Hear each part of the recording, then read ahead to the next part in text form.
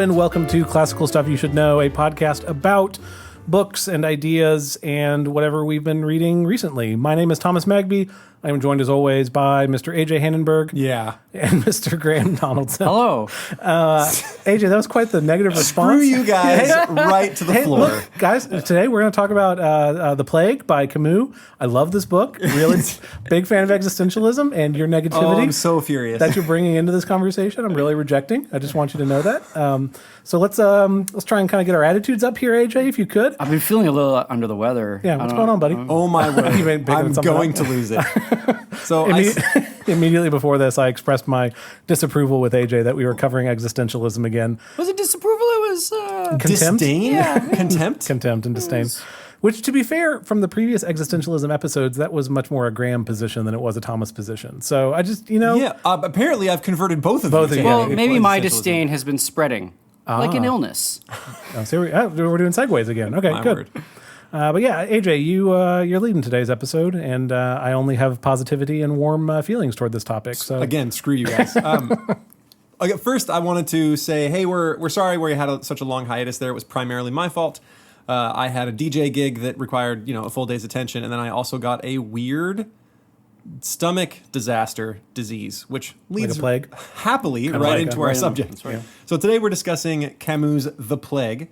And we've done Camus before, right? What books have we done before? Do you guys remember? Stranger. We've done The Stranger before.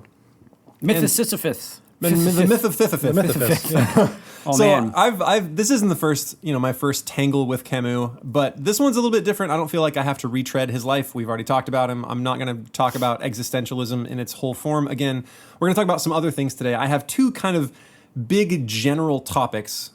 We might not get to the second one. We'll see what happens. Well, we got kind of two big questions, and then this might lead into a second episode, depending on how we do with that second question. There you Why go, don't we get Thomas. to the first one? Which the plague deals with. Like, this is a big question answered Yes. by this book. Okay. Yes, big questions from The Plague. Are you going to pose it, or are we going to, I want to You want to give me a minute? No, And, I don't. get I into want my it right episode? now. I want immediately right now the questions. Okay, so The Plague is about it takes place in Oran, which is some place that Camus actually lived during his lifetime. He lived there post-World War II, was editing, I think, a newspaper at the time. And Where is this place? Algeria? Oh, okay. So North Africa. Yeah, North Africa. I think it's in French Algeria, actually. So, basic summary of the book. I'm not going to give too much to you. This is one that you could happily go read on your own. I don't think there's any reason to retread the entire plot. The plot is fairly straightforward, especially considering that you yourselves have just been through a plague. What happens is rats begin to die all over the town, and then eventually it spreads to dogs, and then eventually it spreads to people, and it turns out it's the bubonic plague, right? A bubonic plague, and it outbreaks in 1940 blank, right? Just some vague date in the 40s. And then the officials of the town do very little to stop the plague. They ignore it for a really long time, sort of pretend it's not happening, and the book centers around the main character, Dr. Ryu. Dr. Ryu does his very best to get the people at the top moving, but he doesn't expend most of his energy there. Most of his energy is spent directly with patients. But he and the other doctors know that the death tolls are rising at an alarming rate, and eventually they close the town, and we get into plague proper. Stuff gets worse and worse and worse. More and more people die, and it just sort of chronicles the life cycle of a plague. And so if you having just lived through COVID-19, you are all generally familiar with this, except ours wasn't quite so deadly, right? The stuff that comes along with the plague was far more severe in the book. Now, he works with another guy named Taru, who is kind of a historian. He lives in the town and hangs out with artists and just sort of chronicles what's happening there. And he and Taru do their very best to work against the plague as civilians, right? The doctor, Ryu, by the way, has a wife who is vaguely referred to as being in an asylum. And I think in the book it's supposed to be an illness. This was actually something that happened to Camus as well. He had an affair. His wife sort of had a breakdown, and he had to send her to an asylum for a short period of time. So this is, I'm guessing that Camus himself sort of identifies with the primary character of Dr. Ryu. Now, this book on the whole is an allegory for World War II. Okay. You think it's just about an illness, but it's not really about an illness. Here's a little... It's like the slow encroachment of a conflict, and then all of a sudden, like, it's happening and you can't get out of it. and the people kind of ignore it, and then it sort of chronicles... I mean, it's an honest chronicling of what would happen during a plague, but there are a lot of parallels to what would happen in a World War II scenario, right? Gotcha. The town is closed, no one's allowed to leave, there are people trying to escape, everyone misses their loved ones, right? It's very similar. Eventually, you have a really arresting scene. I'm not going to read that scene, but it's where they run out of hospital space and they run out of ways to bury all of the people that are dying. Right? They just don't have... I mean, they've streamlined funerals to the point where they're chucking them in a casket, driving them to the thing, getting them in the ground, getting back in like half an hour's time. They have to do it really fast because they need to get the body out of everything. Eventually, they run out of space, and they have to open these big pit graves and then burn people. Sure. And so the ash from the burned victims comes and settles over the town, and obviously it's a reference to the Holocaust. Right. That sort of thing. Here's a little section just to kind of prove to you that it's more talking about World War II than it is strictly just about a general war. Yeah. Okay. So here's a section. This is after the plague has stopped and the people are sort of coming back to normal life, right? They're starting to get into the streets. The lovers are together. Everyone is just sort of free and open with their life because they've just escaped this horrible thing.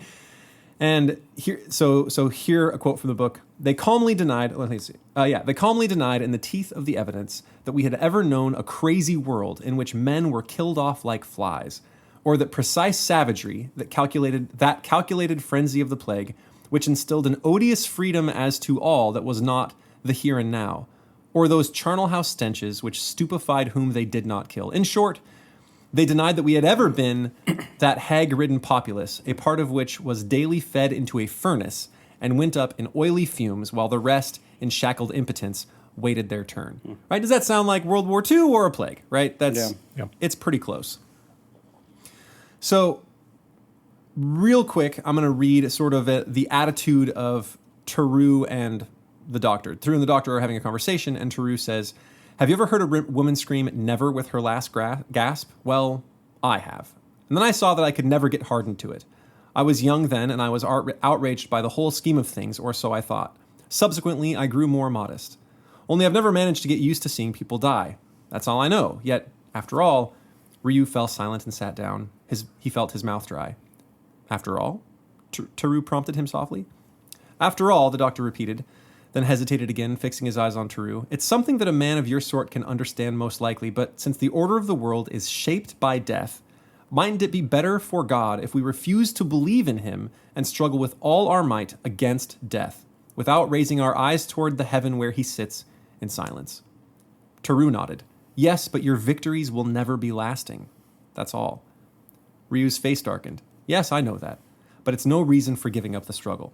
So these two men, neither really believers in God, sort of struggle together against the onslaught of death. Theroux organizes civilian kind of like crack troops to take care of people. They open up new hospitals. They organize the burial of the dead, all the while knowing that this is great risk to themselves. They will probably themselves get the disease, but they see the struggling, and all they can do is struggle against the onslaught of death, even if those victories are short-lasting, right? Everybody dies. Yeah. Okay. You guys with me so far? Yep. With you. Are this from the beginning of the book? Isn't there? There's a religious character in the book, isn't there? There is a religious... That's question number 2. So Okay, there's a few sorry. religious characters. There's a couple of priests, and question number 2 revolves around 2 of the sermons that are delivered. Okay. I apologize to the audience. I'm going to read some excerpts from this because I think, like with all existentialist writing, it's much better coming from... It's sort of not just a strict idea kind of thing. It comes from the feeling of the text. Yep. And so I'm going to give you a little bit of the background of Theroux, and then the second question revolves around the 2 sermons preached by the priest. Okay. So we'll go through those. All right, so here is kind of near the end of the book, Theroux and the doctor decide to go out and take a break from everything. They're both exhausted, run down by the plague. It's getting near to the end, and the death tolls are just astronomical, and they decide to sort of have a chat about each other, right? They've never really sat down and gotten to know each other as friends. So Theroux tells his background. It begins with him talking about his dad, who's the kind of guy who reads train manuals, but you know, when trains arrive and when they leave, he can tell you which train goes where and how to get to specific places. He had it by his bedside. His dad was that kind of guy. He was also a lawyer. Mm-hmm. So he goes to watch his dad. He's really excited. He sees this guy condemned to death, and rightfully so. He was a criminal. And Theroux is disgusted. He says, "I could not look at my father anymore, having known that this person was going to be condemned to die. I thought of it as murder. So he runs away from home. He can never go back to his mother or his father. And then... Wait. Sorry. I feel like I just missed something. How is his father involved with this? His father was the lawyer that argued for this man's death. Gotcha. So father was there, argued for this man's death. The man died. And then Taru's like, I can't be around you. I can't look at you. I can't even think about trains anymore. I'm gone. So I'm going to read sort of the rest of his story about his young life, and then we will talk about the aftermath. Sure. I've had to dwell on my start in life since for me, it really was the start of everything. I'll get on more quickly now. I came to grips with poverty when I was 18, after an easy life till then. I tried all sorts of jobs, and I didn't do too badly. But my real interest in life was the death penalty. I wanted to square accounts with that poor blind owl in the dock, the guy who died. So I became an agitator, as they say. I didn't want to be pestiferous, that's all. To my mind, the social order around me was based on the death sentence, and by fighting the established order, I'd be fighting against murder. That was my view. Others had told me so, and I still think that this belief of mine was substantially true. I joined forces with a group of people I then liked, and indeed have never ceased to like. I spent many years in close cooperation with them, and there's not a country in Europe in whose struggles I haven't played a part. But that's another story. Needless to say, I knew that we too, on occasion, passed sentences of death. But I was told that these few deaths were inevitable for the building up of a new world in which murder would cease to be. That was also true up to a point. And maybe I'm not capable of standing fast where that order of truths is concerned. Whatever the explanation, I hesitated. But then I remembered that miserable owl in the dock, and it enabled me to keep on. Until the day when I was present at an execution. It was in Hungary. And exactly the same dazed horror that I'd experienced as a youngster made everything real before my eyes. Have you ever seen a man shot by firing squad? No, of course not. The spectators are handpicked, and it's like a private party. You need an invitation. The result is that you've gleaned your ideas about it from books and pictures. A post, a blindfolded man, some soldiers in the offing. But the real thing isn't a bit like that. Do you know the firing squad stands only 1.5 yards from the condemned man? Do you know that if the victim took 2 steps forward, his chest would touch the rifles? Do you know that at this short range, the soldiers concentrate their fire on the region of the heart, and their bullets make a hole into which you could thrust your fist? No, you didn't know all that. Those things that are never spoken of.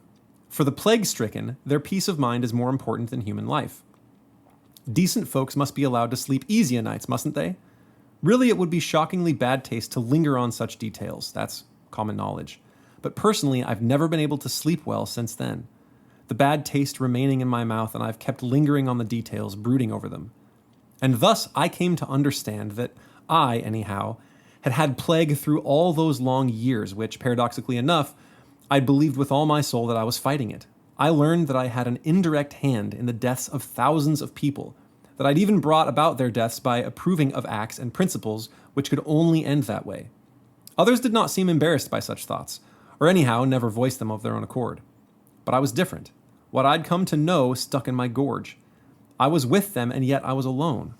When I spoke of these matters, they told me not to be so squeamish. I should remember that great issues were at stake. And they advanced arguments, often quite impressive ones, to make me swallow what nonetheless I couldn't bring myself to stomach. I replied with the most eminent of the plague-stricken. The men who wear red robes also have excellent arguments to justify what they do.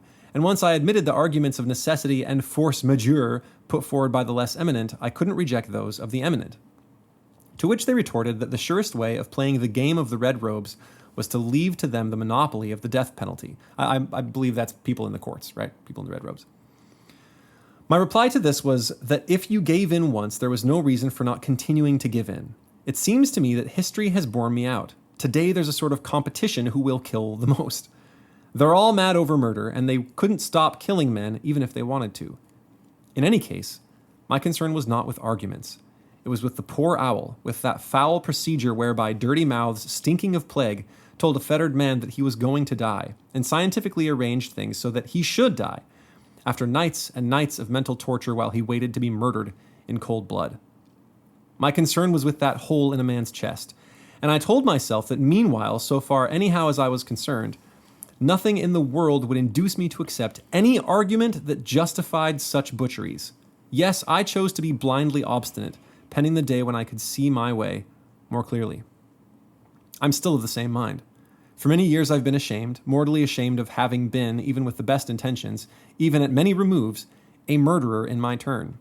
As time went on, I merely learned that even those who were better than the rest could not keep themselves nowadays from killing or letting others kill, because such is the logic by which we live, and that we can't stir a finger in this world without the risk of bringing death to somebody. Yes, I've been ashamed ever since. I've realized that we all have plague, and I've lost my peace. And today I'm still trying to find it, still trying to understand all those others and not to be the mortal enemy of anyone. I only know that one must do what one can to cease being plague-stricken, and that's the only way in which we can hope for some peace, or, failing that, a decent death. This and only this can bring relief to men, and if not save them, at least do them the least harm possible, and even sometimes a little good. So that is why I resolved to have no truck with anything which, directly or indirectly, for good reasons or bad, brings death to anyone or justifies others putting him to death. That, too, is why this epidemic has taught me nothing new, except that I must fight it at your side. I know positively, yes, Ryu, I can say I know the world inside and out, as you may see, that each of us has the plague within him. No one on earth is free from it. And I know, too, that we must keep endless watch on ourselves, lest in a careless moment we breathe in someone's face and fasten the infection on him. What's natural is the microbe. All the rest, health, integrity, purity, if you like, is a product of the human will, of a vigilance that must never falter. The good man, the man who infects hardly anyone, is the man who has the fewest lapses of attention. And so on. So this is, I think that's where I can stop here. His essential point is that this guy was an activist against the death penalty, but merely in being an activist, he had to sanction killing, right? To make what he wanted to stop. Wait, why? Because in activism against like changing the current order involved the deaths of a few people to make it happen. Oh, he had to like blow up a car or something? Yeah, something like that, or at least sanction it. Like his sect was so he was like for that sort of thing. So he was an activist, like how the Black Hand was an activist. Like he's one of those. He's the real deal activism, not just standing on a street corner with a sign. Gotcha. So he was like, in French basements with smoky bars, plotting like assassinations of dukes. It is funny how accurate that is, because during World War II, he actually edited the rebellious newspaper, the underground newspaper. Yeah. He was involved with the rebellion. And so Camus himself was a part of this. And this came, of course, written after World War II had ended. Okay. And so I think Camus is probably taking another view of what he had done and said, I had to sanction death too. And so note that the use of plague here isn't just used to mean the microbe. Yeah, it's what used is it? to mean plague means the attitude whereby you want something happen and so you sanction the death of another. Plague is the willingness to kill other men. Yeah, is it that specific, or is it is he just talking about sin? In this context, that is the plague. Okay. The plague is where the infection whereby you sanction the deaths of other men. You have a vision of something better in the future, and you're willing to kill people in the present for that to happen. Yes, that's the plague. Okay, so extra context. Sure. Ooh. While he was in Oran, the place where he wrote this thing, the French had occupied Algeria. Right, that was French Algeria, and the French-Algerian War is still one of the bloodiest wars that has ever happened when Algeria tried to gain independence from the French. I don't know how that turned out. I don't really know the history. I do know that initially Camus had tried to broker a peace between all these people, and people protested his speeches and called for him to be hung on the gallows, and eventually he withdrew from public life and just said, I'm done with it. And a direct quote from him is, let's see. Oh, please tell me I wrote it down. Oh, here it is. When speech can lead to the remorseless disposal. Let me try that one more time. When speech can lead to the remorseless disposal of other people's lives, he would go on to say, silence is not a negative position, after resigning from the Express and remaining silent about it. So he got away from the newspaper, said, I'm kind of done with this, and then said, because my speech could lead to the killing of others, my silence is not a negative position. Sure. I am simply maintaining my silence to sort of get out of this. And that's the position that Tarut takes and Dr. Ryu take in the book. Because they don't actively try to make the administration take responsibility for anything. They simply fight against the deaths of men. It is the role of sympathy. They're trying essentially to become saints, even if they don't believe in God, right? How to become a saint without believing in God is the question. So I guess my question to you guys is that the reaction that men should take? Should you take sides on an issue which will require the deaths of other men? Or is the only sensible position to withdraw from the discussion and maintain silence? I think you can. I think you can spread the plague. No, I think you can take the side where you can sanction the death of other men. Sounds like this first doctor. What was his name? Teru. Well, there's Ryu, who's the doctor, and then there's Teru, who's the historian. Teru, and Teru was the one who was not cool with his dad being a lawyer. Not cool with any sort of death. So I mean, I understand the immediate sort of sense of, oh my goodness, this person is going, this creature is going to die, or this, but the other side of that coin is either abandoning any sort of form of justice or doing some sort of punishment that isn't a death, but is locking someone away for the rest of their life, which is as... that's essentially what we're doing now, isn't it? Well, that's not my... I mean... Would you prefer death penalty? I don't have the same... Death is the final, most terrible thing that should be avoided at all costs kind of squeamishness that they do. And that's probably born out of a sense of the afterlife. I know it's maybe a little, what's the word I'm looking for? Maybe it's a little too hand-wavy to say, but I've always really enjoyed when C.S. Lewis talks about like two soldiers who are fighting a war they don't really want to fight and they end up killing each other, having a good laugh about it in the afterlife. Like, I have more, that to me is more of an ascribing, that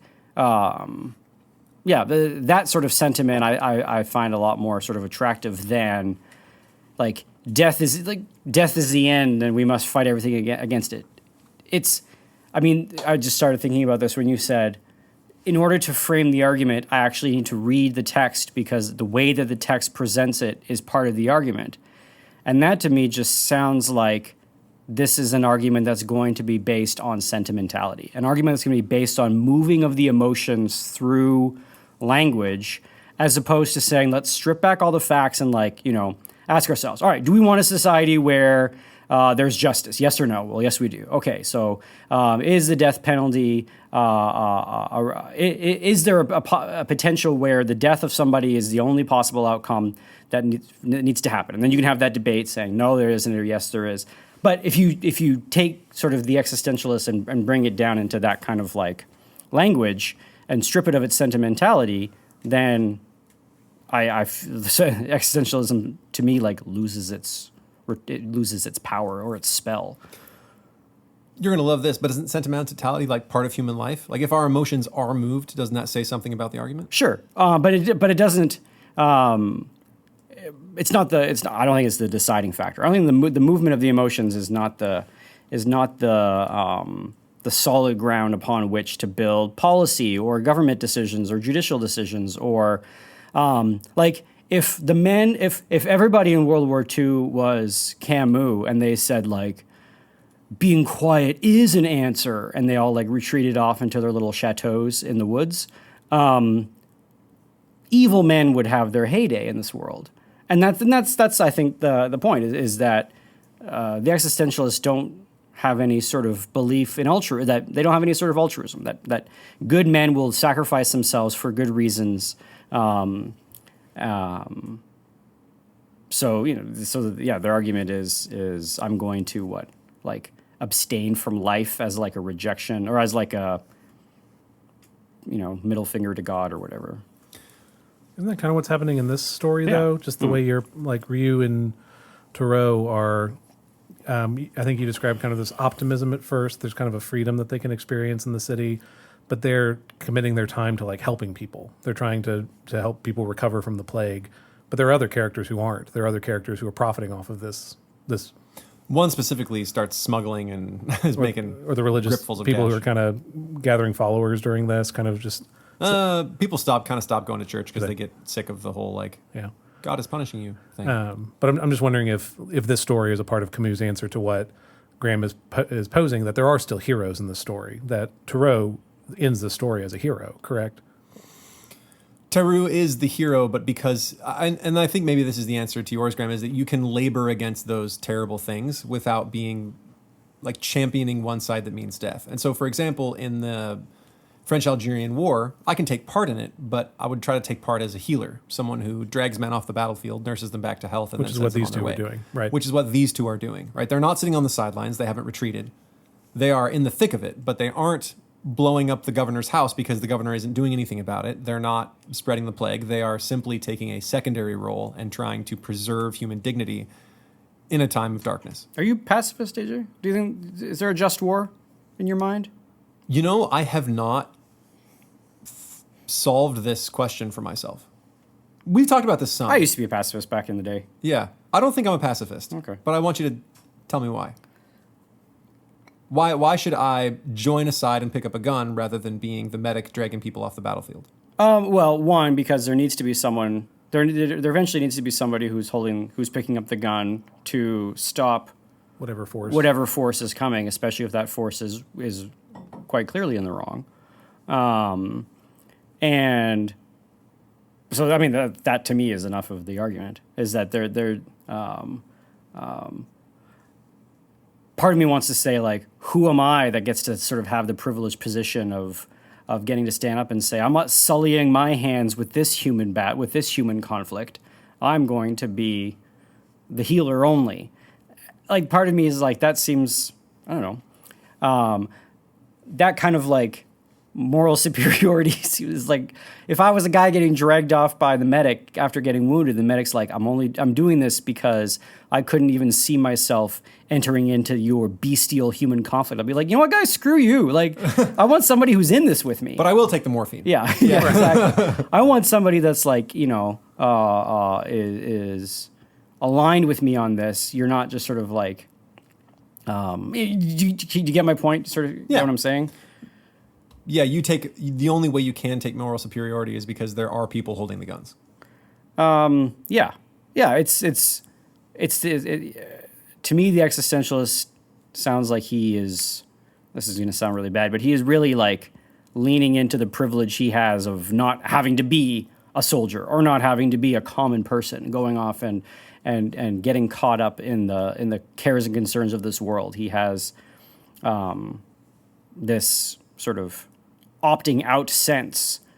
But to do that, if you're going to opt out, that means you're going to abandon your family and you're going to abandon your loved ones and you're going to have to be like an isolated person who has nobody else or nothing to fight for, because you wouldn't fight for them because you hold this position of, I want to sort of opt out of spreading the plague, of really condemning any other man to death. When, if that man is like in your house and is like approaching your wife, and you're like, oh man, I just can't bring myself to force death on somebody else. Force his neck. Again, but that seems to be another, like, It's in still the violence. moment. Yeah, I don't think you can go at somebody and say, I'm only going to have this. I'm only going to sort of allow myself to have a proportional violence in order to protect my loved one. I think you go all in.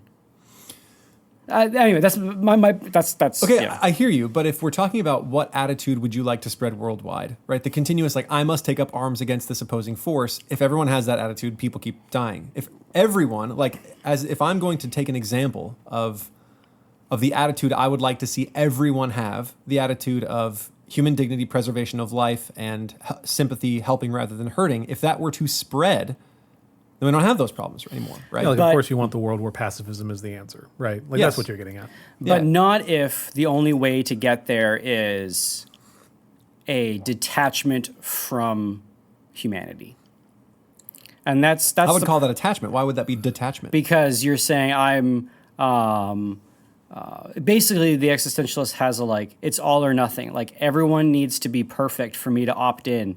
And when there is human imperfection, I am not going to opt into humanity because I don't want to be culpable for the imperfections that the race has. Can you explain what you mean? So Do you mean by opting in, do you mean like taking up a side? I mean by opting in, I mean like, yeah, I mean Because they're opting in, right? He's the one, he is trying to help. He's just not helping in a way that means the deaths of others. He's the one on the front lines of the plague. Just as if I was in, say, World War II, I could be there helping the injured, helping the downtrodden, making sure people get food. I could even perhaps hide Jews What is my problem? at my own with it? risk. I guess my problem with it is then you're also not cheering on those who are doing the things that you're unwilling to do to bring about the bright ending, which is the fighting.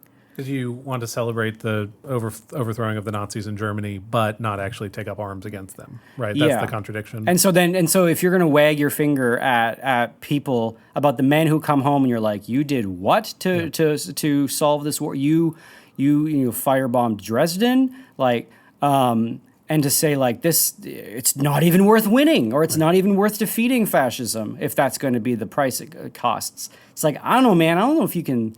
Like that seems to be a position that you can only take once you've won and you're safe.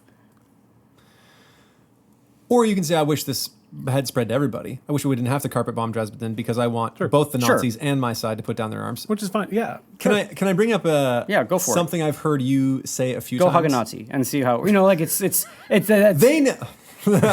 No, I'm just saying it seems very like naive to say like, oh man, I just wish that everything was perfect. And so I'm going to have a sense of sort of moral superiority over those people who have gone off and have. I guess it's like, okay, you have the soldier, and the soldier believes in his country. Sure. And he's brought up, and he's Pledge of Allegiance, and he loves the flag, and he goes off, and he has a belief in the idea of what is America. And he goes off, and he is told that this is a course of action, and your country needs you to go off and do this. And he does, and when he's there, the horrors and the reality of war happen, and bad things happen to him, and he has to do bad things. And he comes back, and everyone's like, what are you, some kind of moron for believing this? I can't believe you went off and did such terrible things. It's almost, I would rather us not even be involved in this kind of stuff.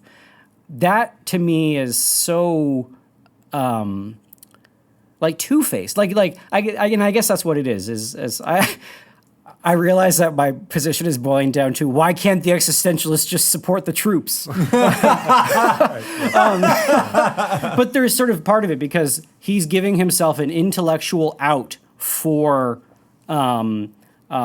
supporting people who are going off and doing something with just the same I'm trying to fix it mindset that he has. They're just doing it a different way. The way that they do it is what he has a problem with. Yes, and the way that they're doing it, he has a problem with. And so then if he wants to say, like, I don't want to be involved in anything that involves killing in this world, well, then it's like, well, sorry, buddy, like this is the world. The world that we live in has violence in it. So you take like a Machiavellian stance? It's what's practical? Kind of. A Machiavellian stance is also aligned with the idea that, like... Ooh, quick promo. We have a Machiavellian episode. If you want to hear about Machiavelli, go back and check it out. That death is not the worst thing that can befall me. Okay, so I think that is probably the crux of your difference with Camus, is that human death is for him the ultimate evil. Yeah. And for you, it's not that. It's not that. It's simply a blip in the timeline. Like, how would you live with yourself if a terrible thing happened to your loved ones and you had the capacity to stop it and you didn't stop it, not because you were a coward, but because of, like, I don't know, like an intellectual, like you sort of have said, I hold up the, this so violent person doing violence in my home. I cannot take their life, so I'm going to allow them to take the life of an innocent. And so you're against martyrdom? No, I'm against that pacifism that allows innocents to suffer when you have the capacity to stop it. Okay, I feel like we're...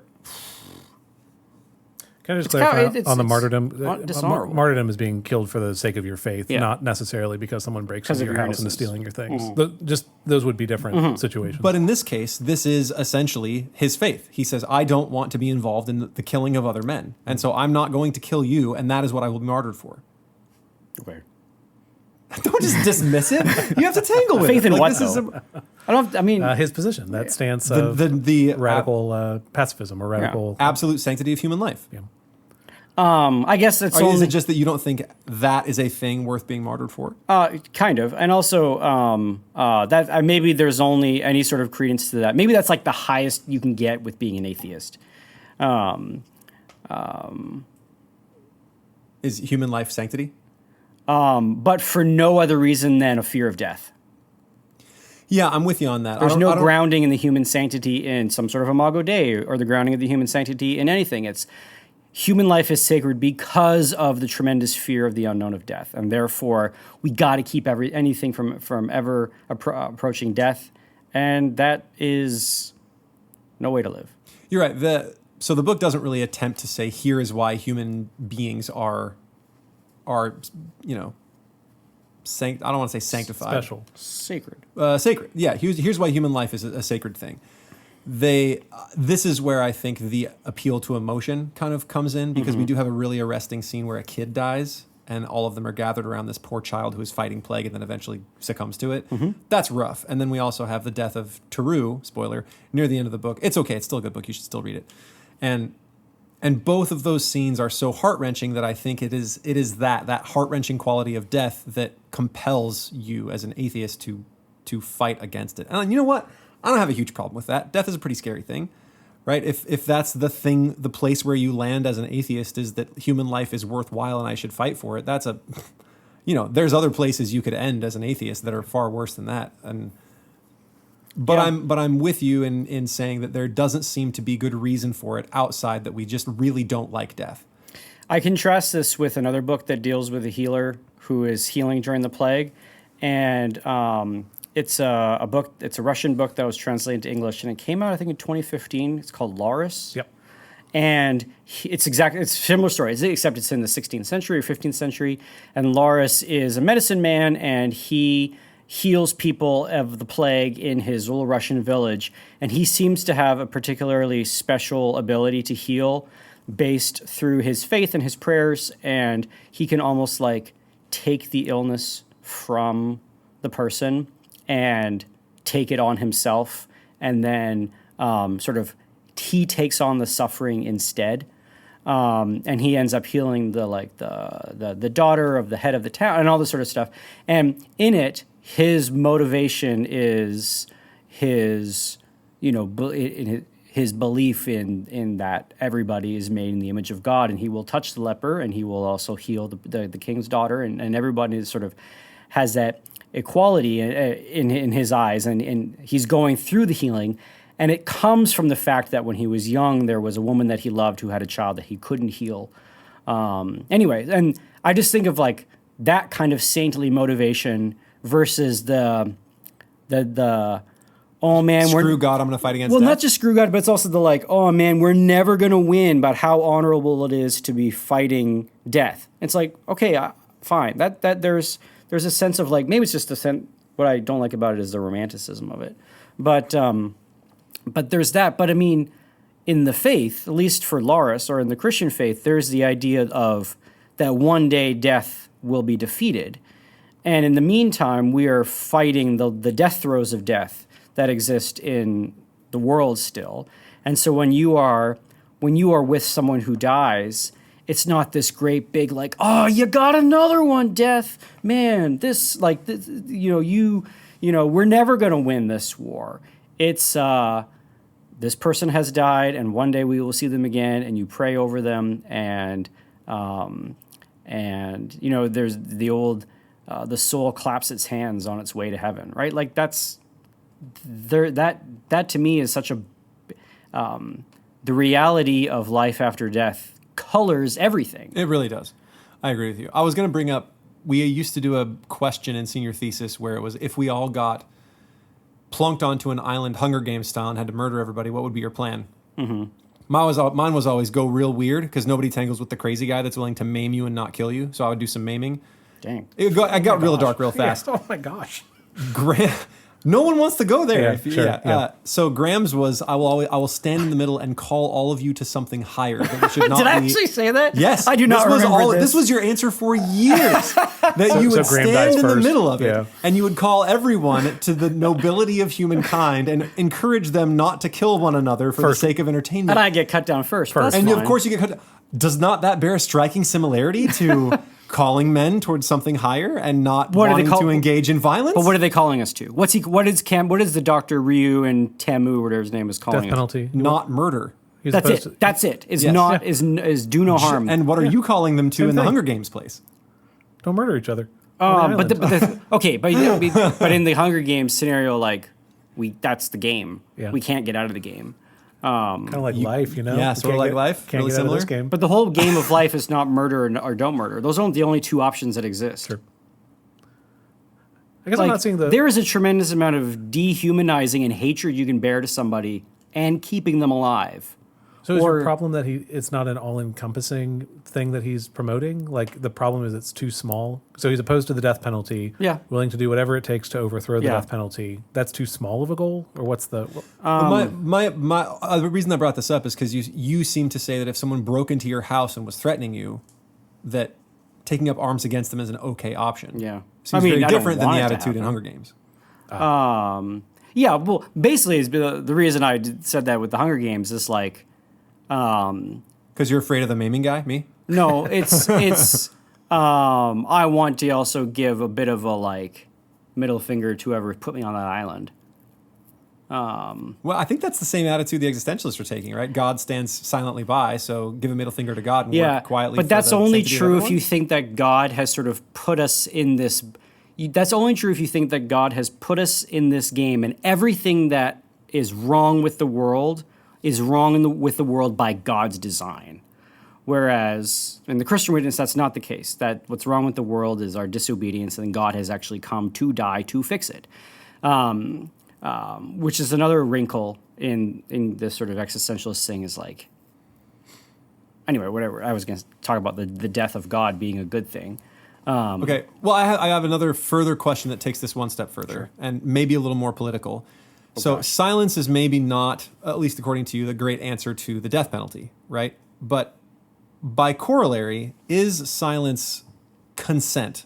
And so what I mean is often there are cries that if you are not for a cause, if I'm not for the legalization of gay marriage, then I am consenting to hurting those people. Yeah. So do you have to take a side, or is silence an appropriate response to a lot of controversy? Not just, like taking up arms against those who are wanting to kill somebody, but am I obligated as a person in this world, someone who is advocating for good, to take sides on things? What if I don't vote? Am I in the wrong? What if we as a podcast don't take a position on the LGBTQ agenda? Are we in the wrong? Do we need to come out and say, hey, we as a podcast are for X, Y, or Z? Like, are we, by our silence, complicitly supporting the wrong side? Or is silence an okay response to these controversies? Silence is totally an okay response to these controversies. Are we being... But not to violence. Huh? But not to something So- like Nazism. Because the earlier question was, should the person kind of withdraw and not engage in it? You said no, they should fight for the thing that they care about. Now you're saying that silence is a viable option. But that's not inconsistent if you say, if silence is a viable option, you pick what you respond to, right? Isn't that the answer to the contradiction you're trying to set up? Well, what do you mean? So there are, part of the problem on this kind of like not commenting is complicity with whatever position is. There's so many positions to take, so many issues to take positions on, that it's you would be spending your entire time taking positions on each of those different issues. So by definition, you have to pick and choose which things you talk about, which ones you support, which ones you go after, right? So in this case, this person would be saying, I'm opposed to the death penalty.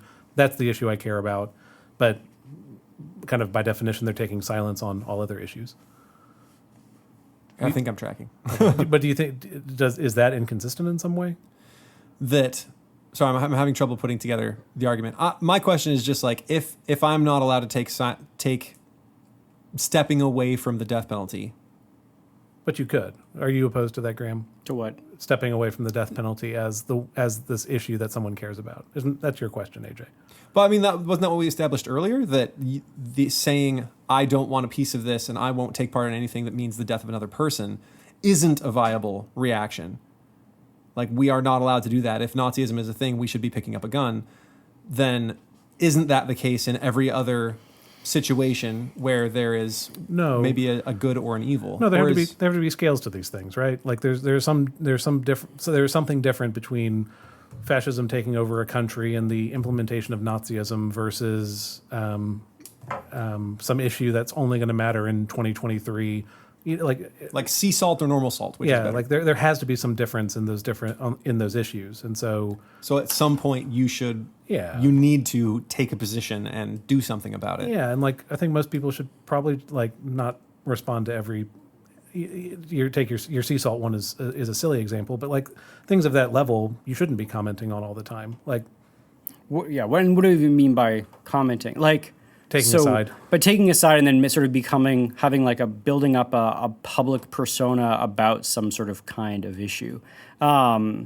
I think every man needs to know where they stand on issues in case they find themselves in a position where they need to make a decision, right, where that issue is very pertinent in their life, but that everybody needs to like sort of stake out, write out exactly what they think and then like widely distribute it as if there needs to be some sort of press conference on what Graham Donaldson thinks about stuff is very silly and also very arrogant on my part to think that anybody should care. But then would you be consenting to whichever side is in the wrong?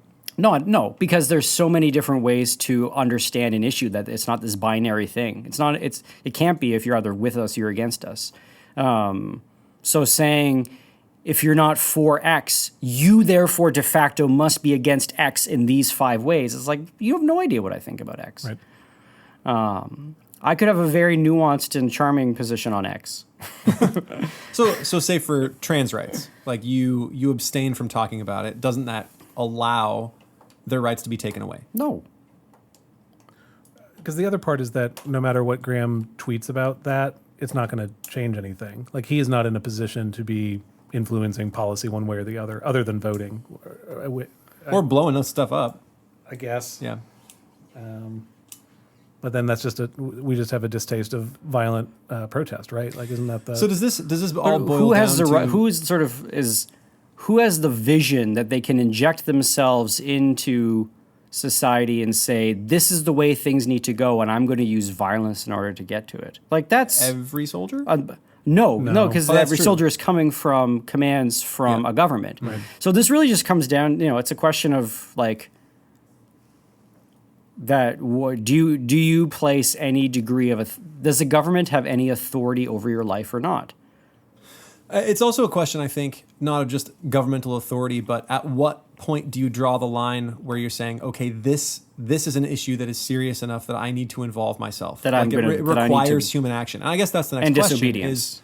And possibly disobedience. Yeah. But if I'm, say, fighting for trans rights, I don't know that requires disobedience.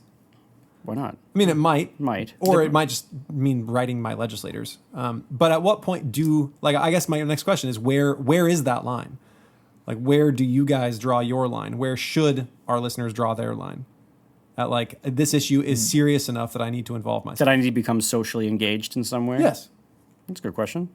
I don't even know how to answer this question. I feel like Graham's probably, You're going to say that there's some point where you should be promoting certain positions, and I feel like I usually end up at, like, most people should live a quiet life and raise a good family, and, like, to think that your purpose is to, like, have some kind of motivation for social engagement is just setting yourself up for disappointment and failure. No, I think I agree with you on that, Thomas. Yeah, I mean, I asked this partially as a personal question because I'm typically not involved at all in politics. Yeah. I refrain from commenting. I often don't even comment to my students. I say, here are the 2 positions. Here are the problems I see with each.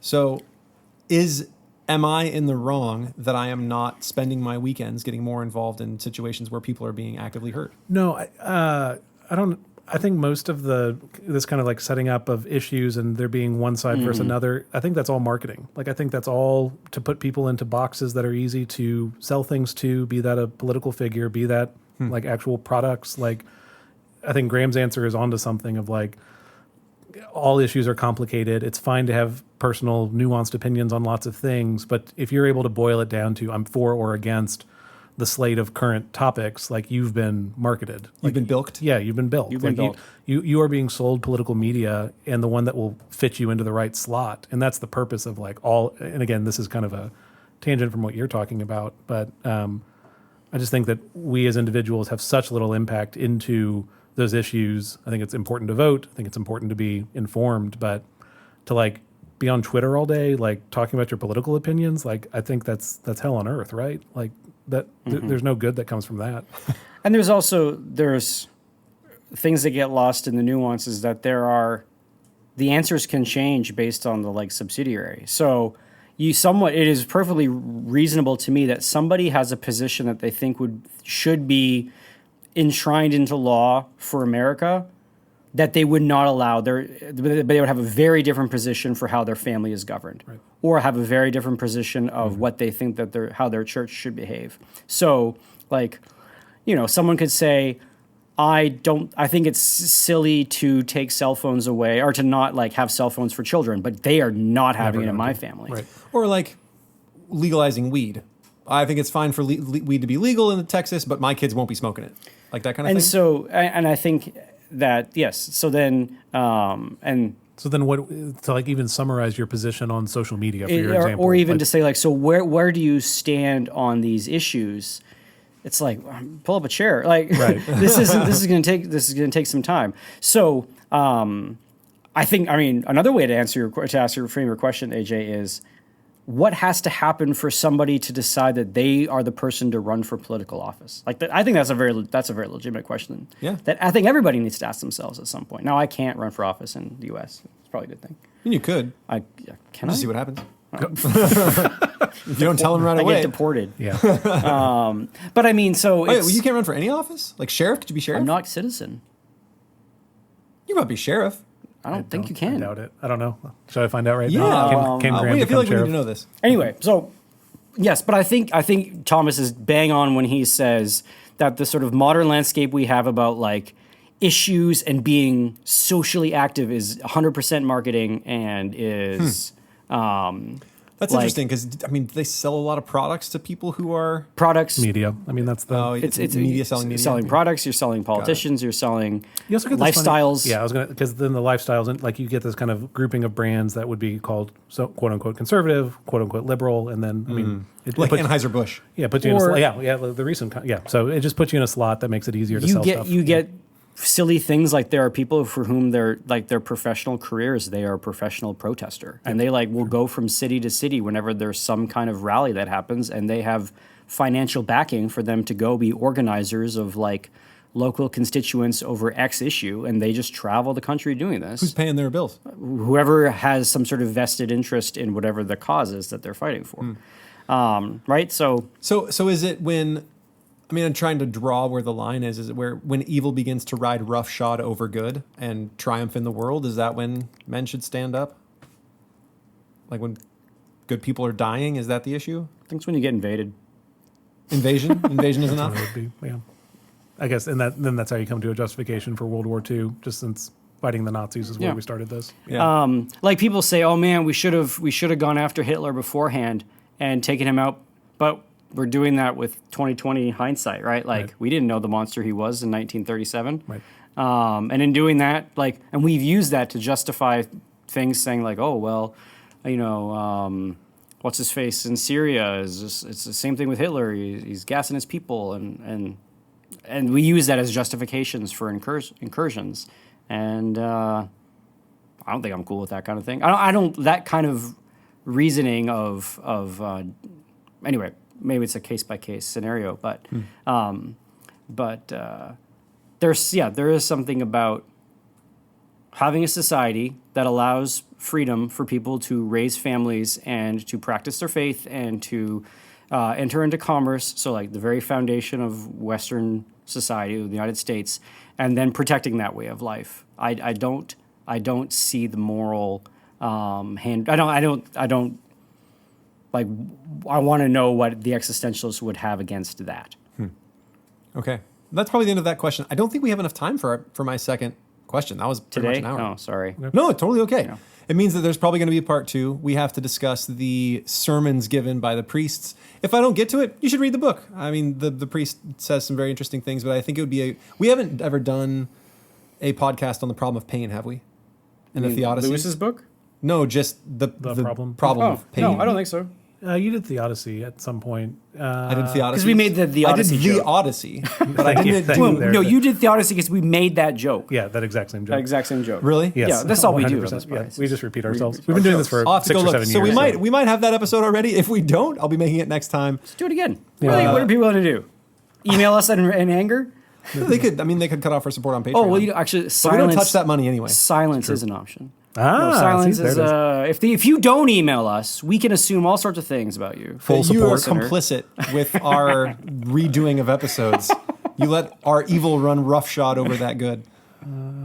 Was it your St. Augustine episode? Is that the one where you would have talked about the problem of Oh, evil? that sin is literally nothing. Yeah. Well, I mean, we talked about that, but we haven't done like a rundown of here are the answers to the problem of evil. I think it was in your St. Augustine episode. Was it? Maybe not. I could be making this up. Probably the listeners That was about why evil it doesn't exist. doesn't exist. Yeah. Oh, are we at the classical stuff you got wrong section of the episode? You can do whatever Sure, you want yeah, I to. think we're So there. we got classical things we got wrong. Well, it's not really a classical There thing. have been so many There's been that a we lot. haven't brought up. Yeah. But know. in our last episode we did like months ago, Just 2 weeks ago. there was at the end we were like, we're going to do a fun fact for people that stay and listen to the podcast, and I talked about the beer song. Yeah. So wrong on that. Really? So my memory, has a mushed bucket of yeah, beer, bucket of beer, beer. My beer. memory has mushed two things together. One, all you need's a fiver and a sober driver is a song called Beer Run. Oh. And it's BEERRUN, beer run, beer run. So there's a song. I'm not liking this at all. What? That's a great song. Okay. And then What is happening? Sometimes you run out. You gotta go. so there was a beer run song, and then there was the beer, ba ba ba beer, which was another song in Canadian culture. And I mushed those two things together, thinking it was one ad, but really there's a song called Beer Run, and there wasn't a bucket of beer; it was called a bubba, a bubba of beer. bubba of beer, and basically what it was a mini keg. Oh, bubba. Yeah, a bubba of beer. And so I conflated those I'm on two board now. things. Sure. But Well, I think what happened is you're just a marketing yeah. genius. Yes. So for all those people that texted us or messaged me and said like I think you're thinking of this like Obscure. Alabama country artist who sang BEERRUN Beer Run. And I was like, and then so that was classical stuff I got wrong. I wouldn't even call it that Are we still classical. getting emails? Yeah, we get emails all the time. Should I answer some of those? Yeah, I yeah, haven't for sure. opened our thing in ages. I recommend it. It's We great. always tag all the emails that you need to reply to. I've definitely stopped doing that. I did that for a while, but people weren't replying to emails. So I reply to emails. good for you. I haven't even opened it in forever. That's So if there's hilarious. any like, hey, you guys are great, I haven't seen those. Or hey, you guys are idiots, I haven't seen those. But either. thanks for those emails. Yeah. Email us Keep at the on guys rolling at in. classicalstuff.net. we do read them. I just don't read them. What happened is I lost my smartphone, and my smartphone was where I would scroll through that Every once in a email while. box, and I Yep. just haven't checked it at school. So Yeah. I think because I forgot our password. You'll have to. Shouldn't tell me now. Yeah, don't I'll tell tell- right. Are you ready? Right this down. Are you ready? Tell me Okay, you later. ready to get a pencil? It's I hate Graham. No. I guess It's I. apparently I hate existentialism. Yes, because thank you. That's, Camus is the worst. Is our new. he is password. not the worst. His books are pretty enjoyable. You guys should read them. I don't think existentialism is the plague these guys do. Ah, You see what I it's all did? connected. Yeah. All right. This has been Classical Stuff You Should Know. I think I just said it, but the email address is theguys@classicalstuff.net. You can find us online at classicalstuff.net. You can find us on Patreon, where we post our in-between discussions after each episode and our monthly AMAs, which we will be recording today. Patreon.com/classicalstuff. We are on Twitter, twitter.com/classicalstuff, CLSSCAL stuff. And I think that's it. Anything I'm forgetting? Nope. Cool. Well, thanks everyone, and we will see you all next week. Cheers. Bye. Bye. Bye.